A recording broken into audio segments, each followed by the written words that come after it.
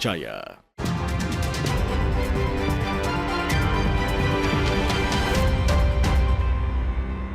Saudara, 500 kios pedagang ludes terbakar dalam kebakaran di Pasar Sentral Remu Sorong, Papua Barat pada Sabtu dini hari. Api yang muncul di salah satu kios pedagang dengan cepat menjalar ke kios lainnya. Pedagang yang tengah berjualan panik dan berusaha menyelamatkan barang dagangan mereka.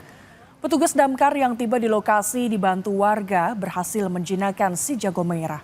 Tidak ada korban jiwa dalam peristiwa ini, sementara penyebab kebakaran masih dalam penyelidikan polisi.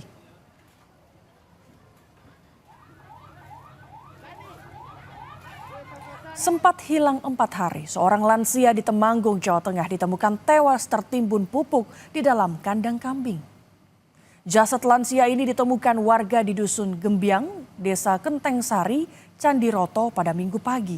Korban ditemukan dalam kondisi tertimbun pupuk di kandang kambing yang berada di samping rumahnya. Sebelumnya korban dilaporkan hilang selama 4 hari oleh sejumlah warga. Sementara polisi masih menyelidiki penemuan jasad lansia ini sambil menunggu hasil otopsi dari RSUD Temanggung.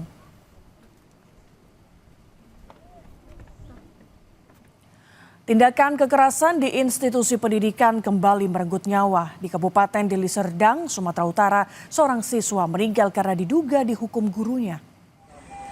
Korban tewas 7 hari setelah mendapat hukuman squat jam sebanyak 100 kali lantaran tidak bisa menghafal pelajaran pada 19 September lalu. Korban sempat mengeluh badannya sakit hingga akhirnya mengalami demam tinggi.